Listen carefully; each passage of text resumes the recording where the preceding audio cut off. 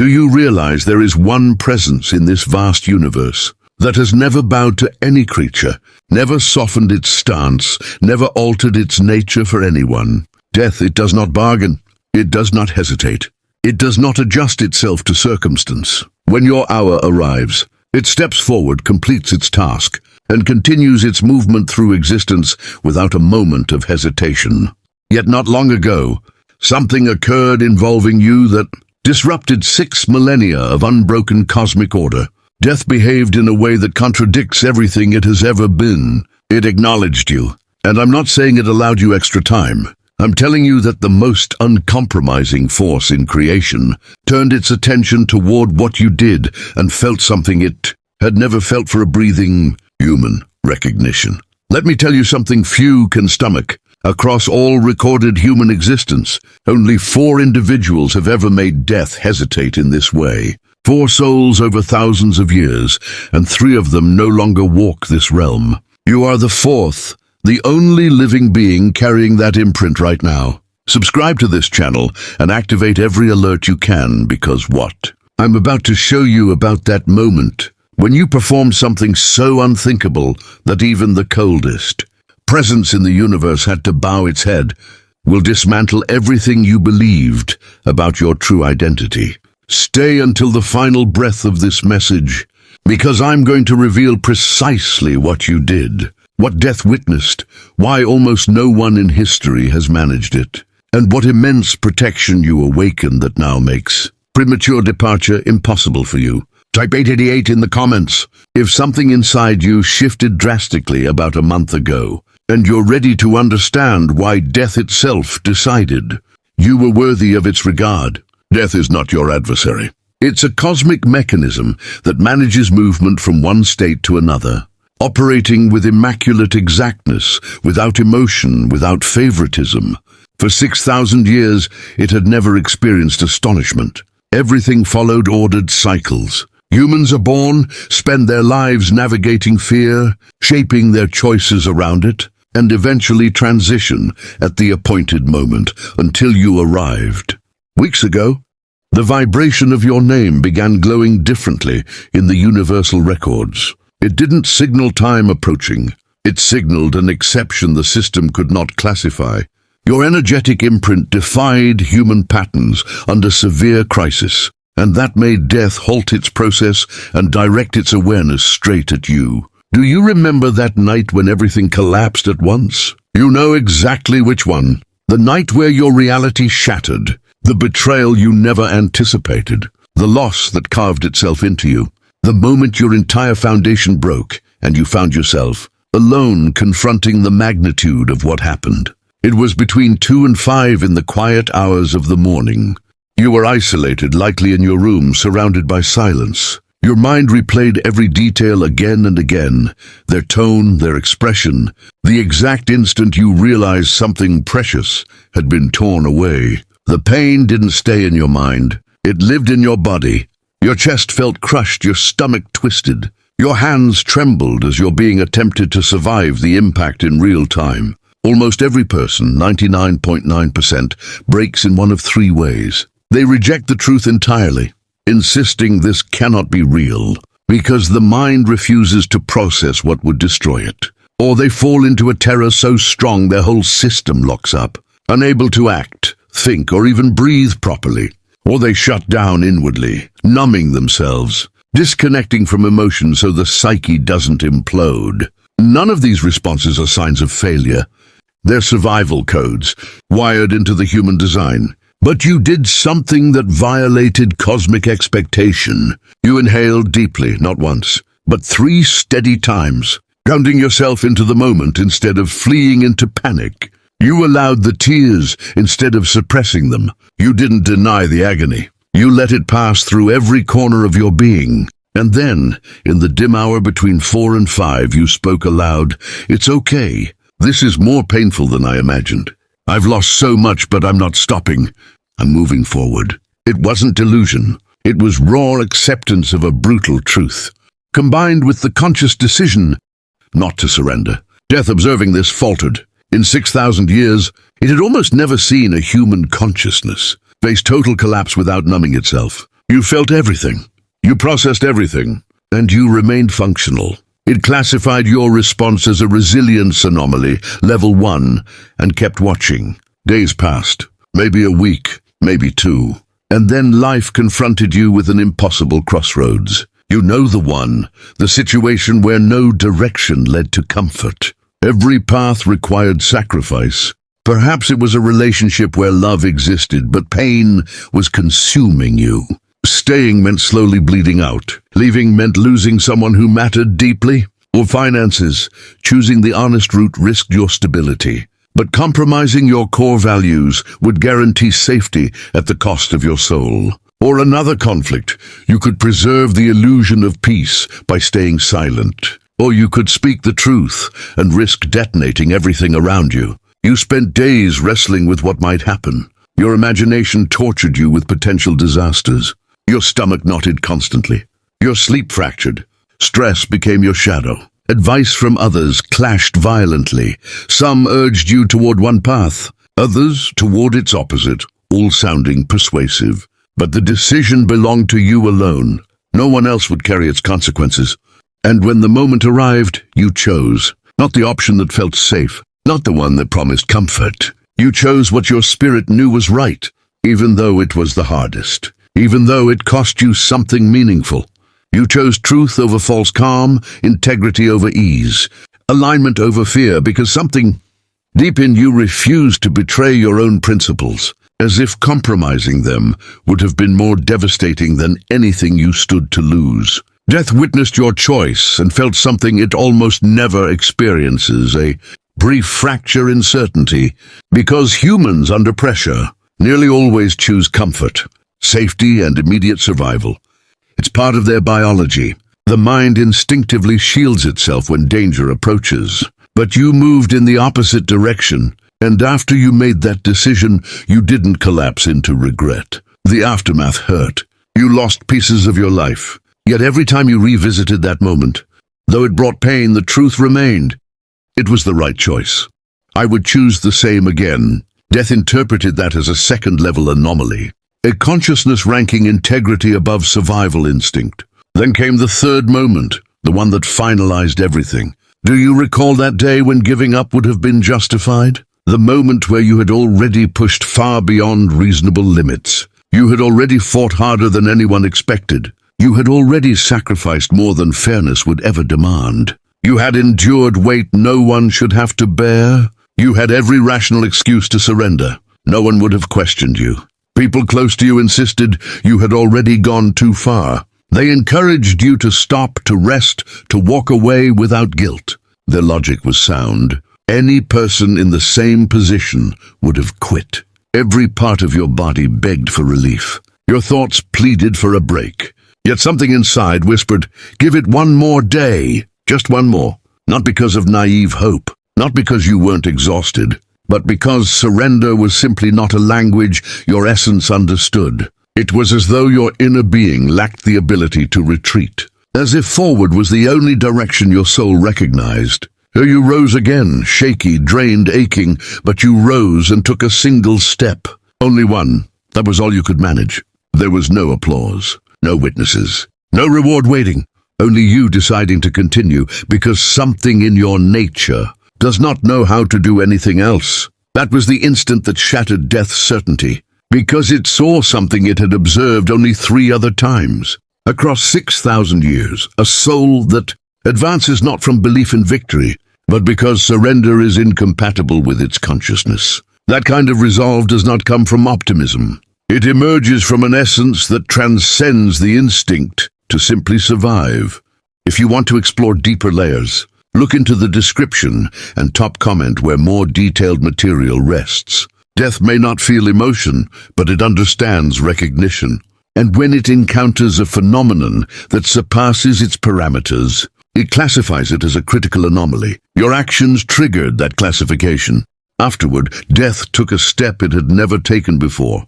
It consulted the Akashic records, the total archive of every soul ever formed. It sifted through billions of entries, searching for a pattern, a specific kind of consciousness, capable of maintaining inner coherence in the middle of total collapse. It located precisely 3 precedents. The first was a warrior from Mesopotamia, mortally wounded, who spent his final hour teaching young soldiers strategies to protect their city after he was gone. Instead of falling into fear, he devoted his last breath to service. The second was a healer in ancient Egypt who, while dying from a terminal illness, dedicated her final months to preserving medical knowledge so it would survive beyond her life. She worked until the moment transition came. The third was a spiritual teacher in India who, aware that his end was near, used his last weeks preparing his disciples to continue the path. Without depending on him, 3 souls across 6 millennia who, standing at death's threshold, chose purpose over collapse. And then you, the fourth. Death examined the thread linking all 4 individuals. It wasn't belief, tradition, or temperament. It was a single shared trait. Each had moved beyond fear of death, not by ignoring it, but by embracing it fully and choosing to value the depth of living over the duration of time. When death realized that, when it recognized that this level of consciousness emerges only once every 15 centuries, it broke its own rules and marked you with respect. Let me explain why this phenomenon is so exceedingly rare. Fear of death is the foundation of human behavior. It shapes desires, choices, and instincts. People chase wealth out of fear of scarcity. They seek approval to avoid rejection. They refuse risks to escape consequences. They attempt to control others because they fear losing control. Fear of death is the root code behind most decisions. Does this increase or decrease my chances of survival? And when that code is rewritten, when a person accepts death without fragmentation, they operate in a way the rest of humanity cannot. They rise above the primary mechanism that governs human consciousness. Yet the human brain resists facing death directly. When the mind approaches its own impermanence, the nervous system triggers protective shutdowns, denial, panic, dissociation, psychological firewalls designed to stop consciousness from gazing fully into the void. That is why most people, when confronted with imminent death, collapse, not because of personal failure, but because the mind is programmed to do it. So how did 4 human beings pass through that firewall? The answer: they developed the ability to witness the temporary nature of form without merging completely with it. I'm not referring to a belief you read in a book. I'm talking about a direct experiential knowing, an inner clarity that the awareness observing the event is not the event itself, as if some part of you recognized, without concept or philosophy, that your true nature cannot be destroyed by physical ending. And here is the astonishing part. You reach that state without formal discipline. The others trained for decades. You arrived there by enduring life's breaking points until every false layer was burned away. When death realized this, its respect intensified immeasurably. After reviewing the 3 historical anomalies and comparing them with your recent actions, death reached a conclusion that forced it to violate its own rules. All 4 souls, including you, had awakened a quality ancient traditions, described with many names, yet all pointing to the same ability, the skill of observing the temporary self without becoming swallowed by it. I am not referring to belief in an afterlife or a comforting doctrine. I am describing a direct, nonverbal recognition that the witness within you is not the same as the experience unfolding around you, a knowing before words that what you truly are cannot be ended by physical cessation. And when death verified that you had touched this state, not through monastery years, not through decades of structured practice, not through retreating from the world, but through surviving the raw fire of existence with all its pain, its respect multiplied dramatically. Because the other 3 had trained for most of their lives, you reached the same level simply by refusing to break. You reached this state by being utterly shattered by the relentless forces of life itself, until every false identity, every illusionary attachment burned away completely. Then it performed an unprecedented act. It bestowed upon you a mark of respect. And when I say mark, I do not speak metaphorically. This is a literal transformation of your energetic blueprint that carries measurable, consequences in how the universe engages with your existence from this moment forward.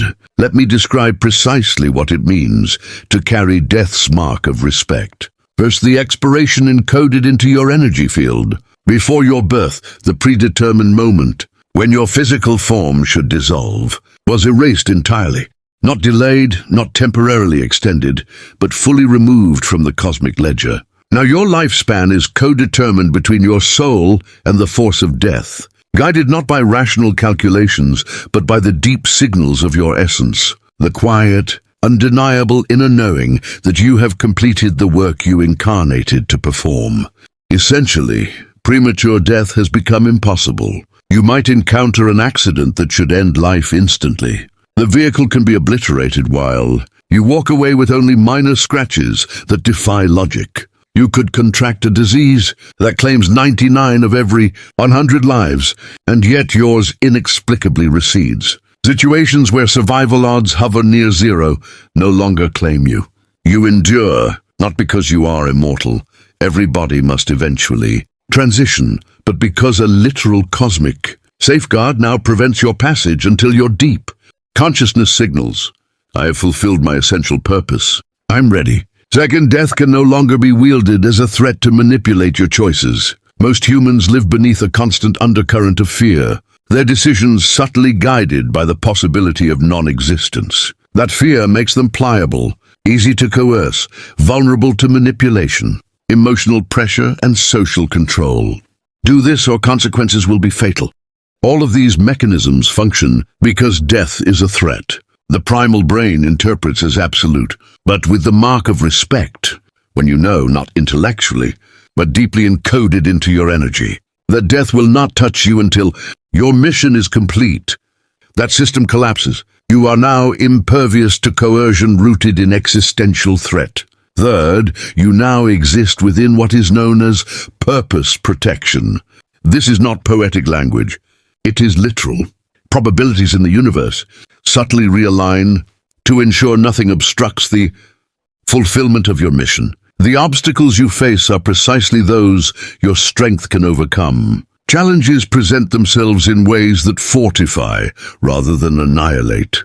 People who enter your life contribute toward your purpose rather than fatally disrupting it.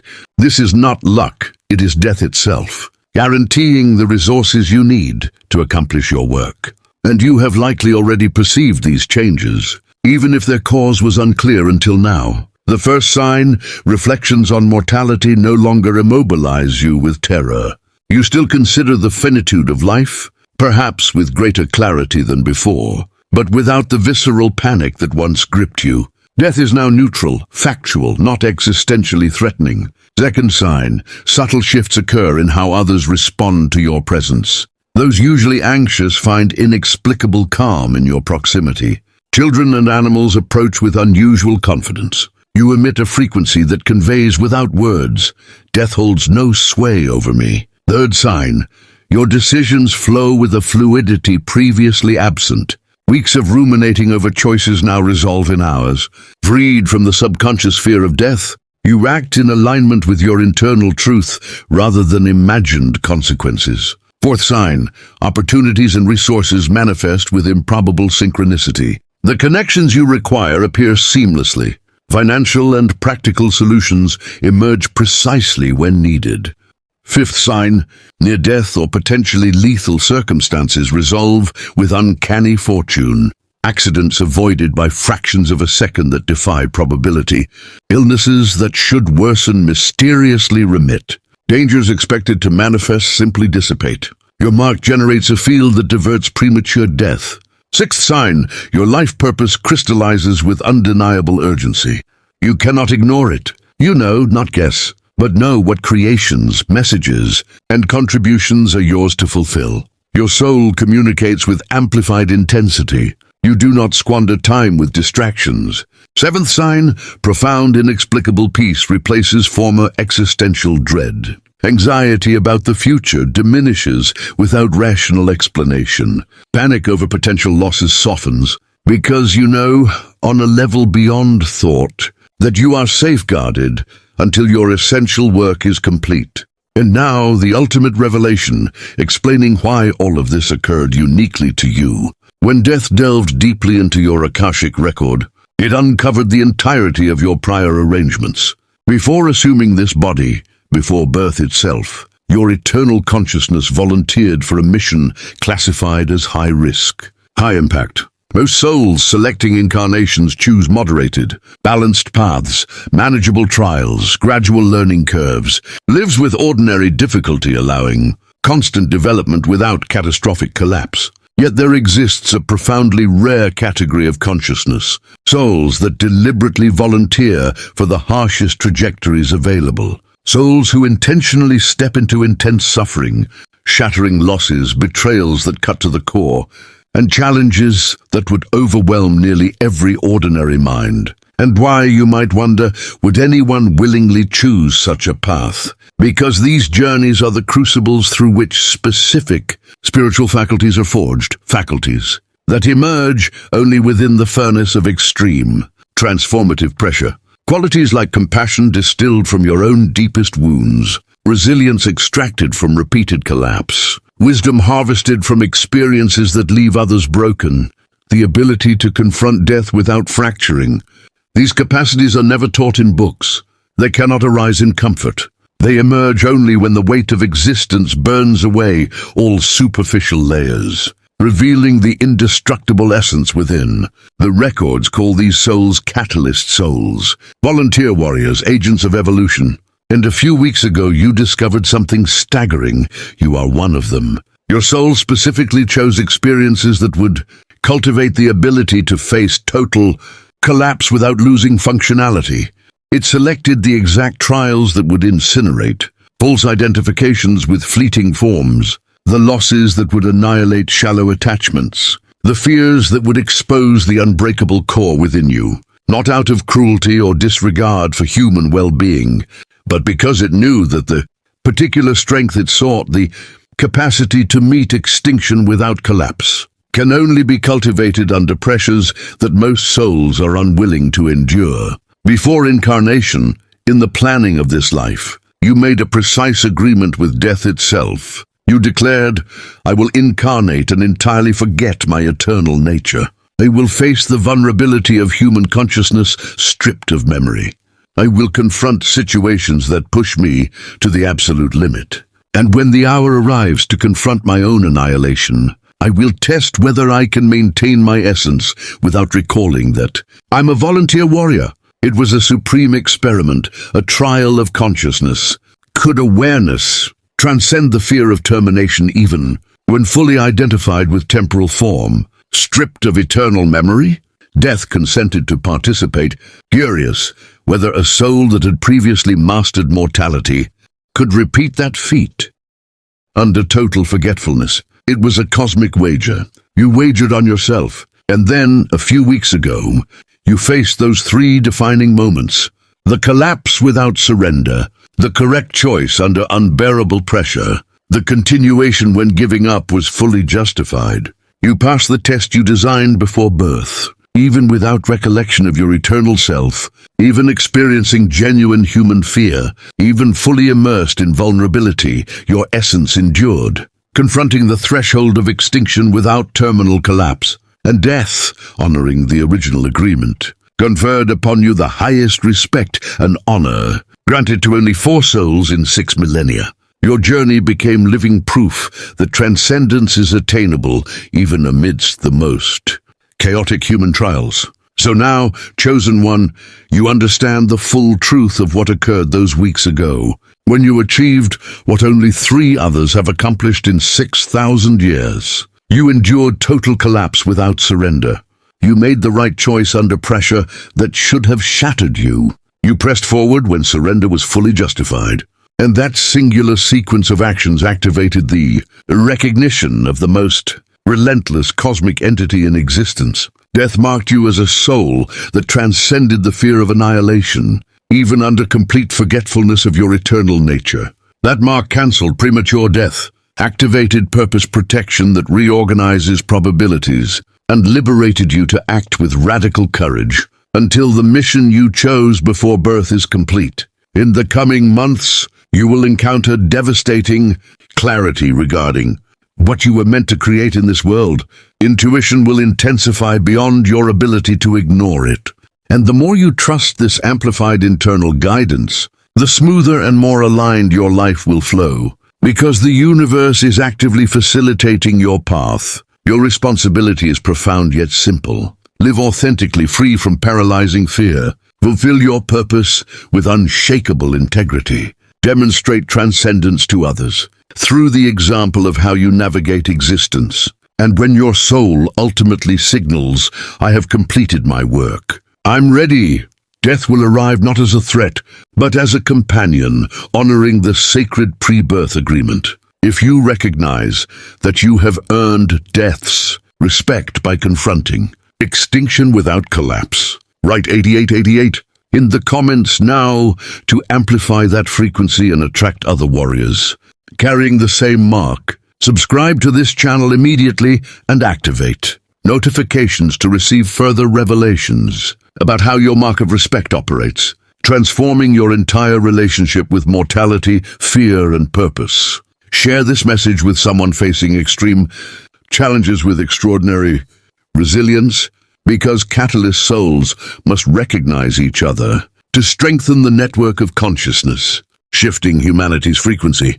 For those wishing to delve deeper into consciously operating within the freedom and protection of the mark of respect, to recognize amplified signs of purpose guidance, and to accelerate completion of the mission chosen before birth. Specialized material is available for less than the price of a meal. It includes a complete audiobook plus a 5-minute guided meditation designed to amplify connection with the essence unbreakable even by death. Access this through the link in the description and pinned comment.